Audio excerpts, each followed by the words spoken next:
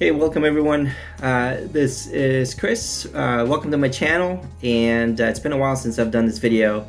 And life keeps you busy, and you got to do what you got to do. So from time to time, I do have some moments that I can do video. Hopefully, that can help everybody out in regards of technology or widgets or things like that I enjoy, that I actually use myself. So I don't have any. I typically do videos that has nothing to do with things that maybe somebody gave to me. If someone does give them to me, I would love to use it. So I want to be able to review technology, properly. So things that I will actually use and give you my honest feedback. Today I want to review or talk about home internet. Now, I've done a video on the T-Mobile home internet. I've been a T-Mobile home internet customer for a very long time, way over a year, really early in the beta days. And the reason for that is I move a little bit further out. And where I live now is kind of out in the sticks, and really nobody could provide us internet. The only option I had was like Viasat and HughesNet, but they're terrible.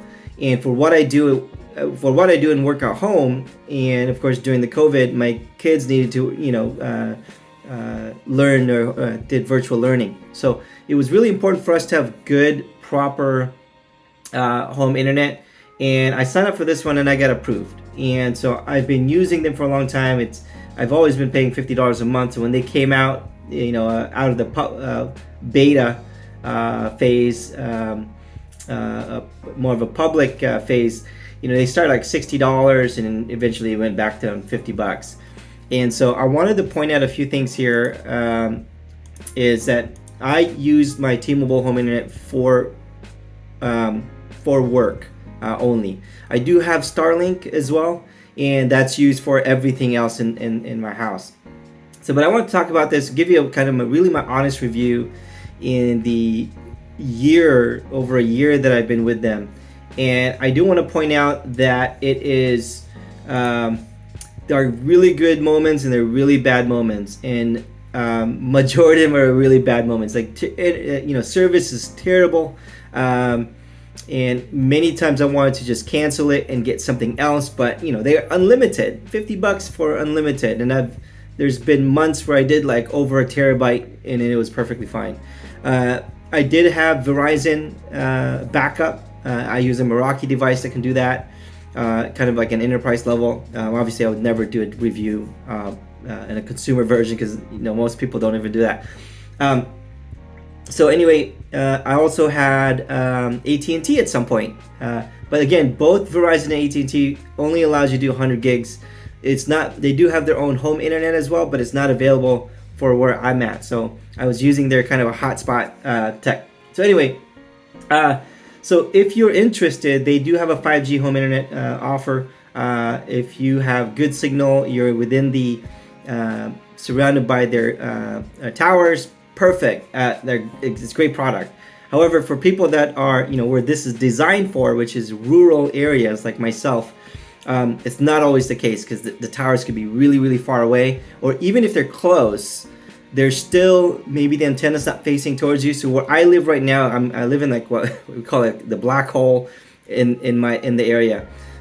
Every tower is pointing in different directions. However, there is the antennas are not pointing to us. So if I was to turn on all the service providers, all the antennas, and see where they're pointing, we're literally in a triangle like this, right? In a triangle. And what's interesting is that none of them had good signal. Even in Verizon, I get about 5 megs per second. AT&T, maybe 8. On occasion, I get 15. And it's terrible. Now, T-Mobile home internet, the most I've gotten in this one is 30 gigs per second. At some point, when they actually had the tower facing my direction, at some point I was getting 75 megs per second. I was like super happy.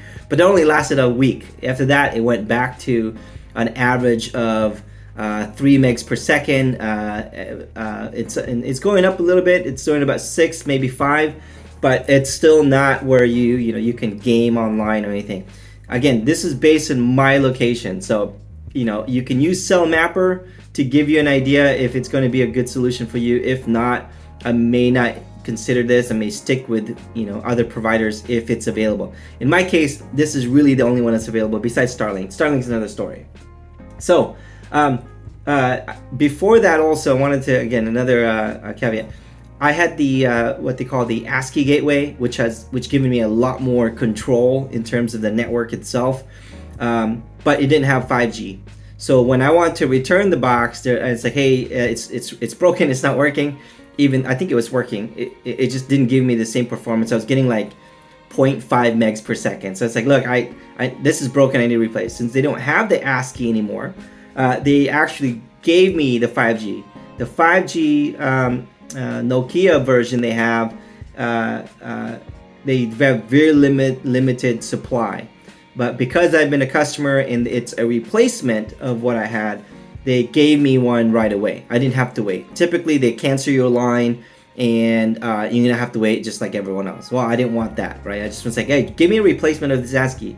And if they couldn't, then they're gonna give me a new one anyway. So they gave me, which is the 5G. So I'm in a 5G now for quite some time, for a few months now. The question is, did it improve? No, it didn't improve. Actually, even though I have 5G, my phone picks up 5G, I was still getting, I could not get any signal. My understanding is that it was a different band or different requirements of home internet versus your phone. So my phone, I'm getting 5G, but my T-Mobile home internet with 5G does not. So there's two signals. Typically, let me kind of show you the layout. There's two signals. One is the primary signal, and then the other one is a secondary signal. The primary signal kind of switch between 5G or 4G, and then the signal will be secondary. In this case, I only have the primary signal, which is a 4G, I think band 71. I can never get a second signal. I did very briefly, very briefly, I'm talking about maybe 5 minutes, I had 5G, and it sat in the same spot. Other than that, I don't have 5G, which is disappointing because I get 5G on my phone. But I digressed. They said I didn't. I can't get 5G where I'm at. So anyway, did it improve my signal? To some degree, it improved. But did it improve my speed? No, I wouldn't say so. So like I said, I was averaging about 3 to 5 megs per second before this 5G. And again, this is on and off throughout months. I mean, we're talking about, I don't know, almost over a year now. So, and that ASCII. So with the 5G, when I run a speed test, I'm gonna go ahead and run a speed test here. And you can see kind of the response of the speed. So 237 milliseconds. Now, today's maybe a bad day. Weather does affect, so it's a little gloomy out. It's not raining or anything. But on average, I get about 60 milliseconds. So it's not, it's most of the time it's really good. Right now it's 237 and I get 4, right? Let's look at upload. Upload, for those who don't know, upload is very important, right? You can consume data, perfect, but anytime that you send a command back or a request through your website, it still needs to send that data.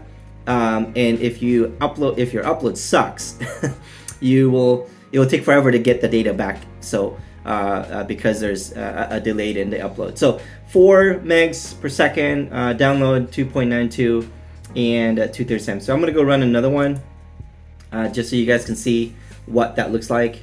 There you go, 39 milliseconds. And again, it's still hovering at 40.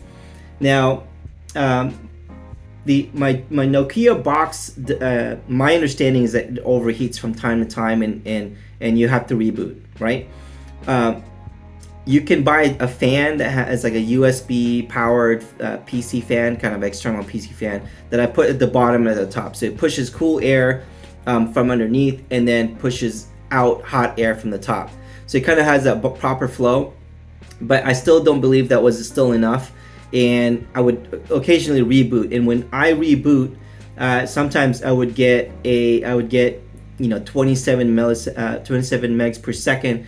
Milliseconds perfect. Now, this could also mean that it's congested, even though I have really good milliseconds ping times, but the download and upload typically are the same, so it's almost like parallel. so its download and upload are very similar most of the time. So it could be I'm being throttled where I'm at, which is interesting because like there's really nobody, like really not a lot of people out here. So I don't know how I'm being throttled. My signal is not far from here. I mean, not signal. The tower is not far from here. It's about a mile and a half. However, it's all pointing that direction. And my tower does not connect to my closest one. It actually connects to like 10 miles away from me.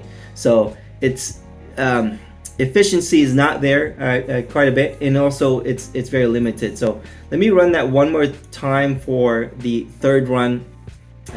See if we can still get the same speed.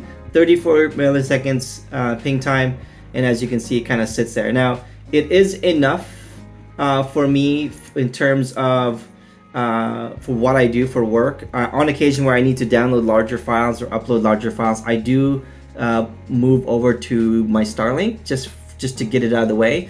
But you know, I really wanted to make this work. And that's why I stuck with them. Of course, I have my mobile services with T-Mobile as well. So as you can see, it kind of hovers right now. Today, it could be the timing, but you know, even at nighttime when it's not busy, right? Like late 10, 11, sometimes you actually get pretty worse. In the morning, it's actually really good. I get about 10 megs per second. But throughout the day, I average around the same. And as you notice, they're very close to each other, download and upload. And I think they throttle this because you are kind of home internet. It's kind of like the lowest priority in terms of speed.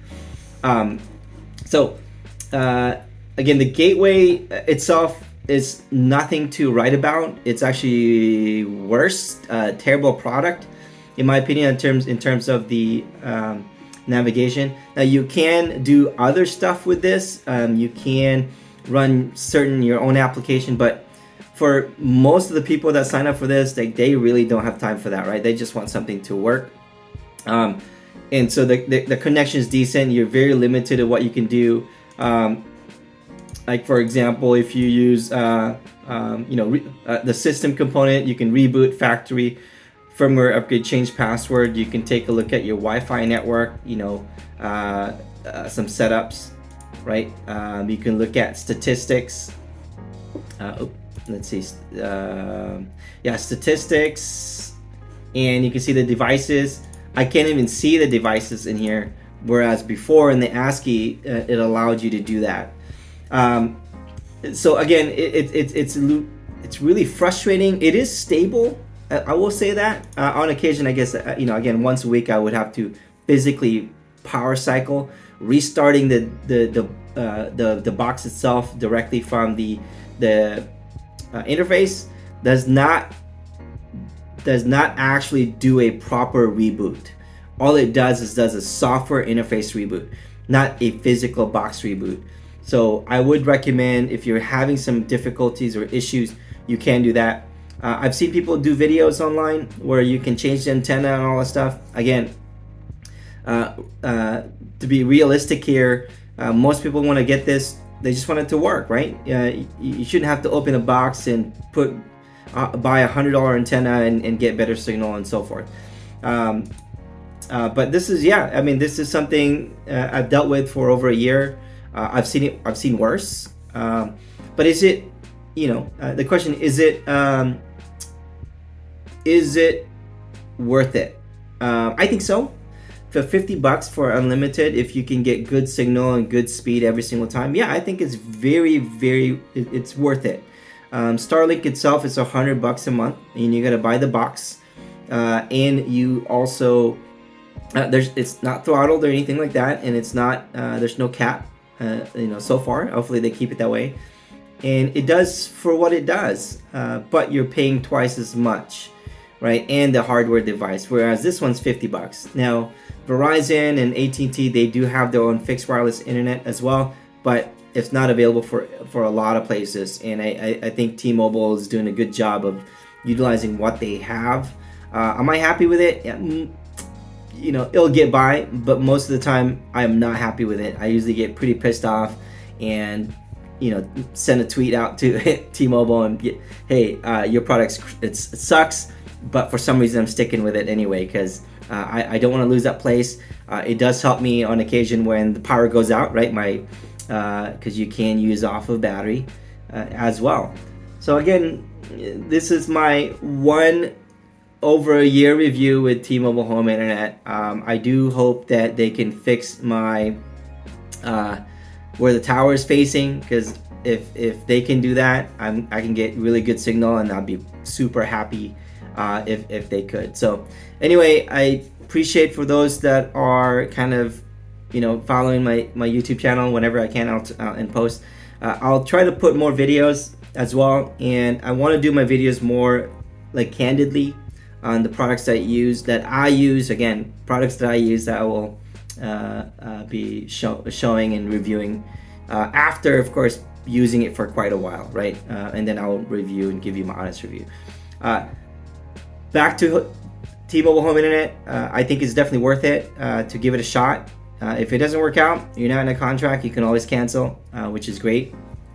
But I want to stick with it because I want to see if I can push 2 terabyte. I've seen somebody do 50 terabytes and T-Mobile Home Internet, and they didn't say anything about it. So anyway, I appreciate you guys listening and watching me on my YouTube about the T-Mobile Home Internet. If you have any questions in either my setup or my thought about this further in detail, or things that maybe you can give me some pointers besides buying a antenna. I have moved this device all over my property. I have about 3 acres of property. I've moved them everywhere, trust me. Even running line and power, I can't get a good signal because the towers ain't facing towards me. So anyway, thank you everybody. If you guys like this kind of video, let me know. If you don't, give me some pointers, that'd be amazing. And subscribe for more videos. Kind of gives me a little bit more an idea that you guys like this kind of video, and I want to be able to eventually start putting better content with the technologies that I use, maybe to day for people that are traveling, technology used for work, for personal stuff, the cell phone. I have a Pixel 6. I haven't reviewed it. I did have an S1 Ultra as well. I haven't reviewed it. I could review that long term and kind of give you guys what I think about it. Thank you again. I'll see you guys in the next one. Peace.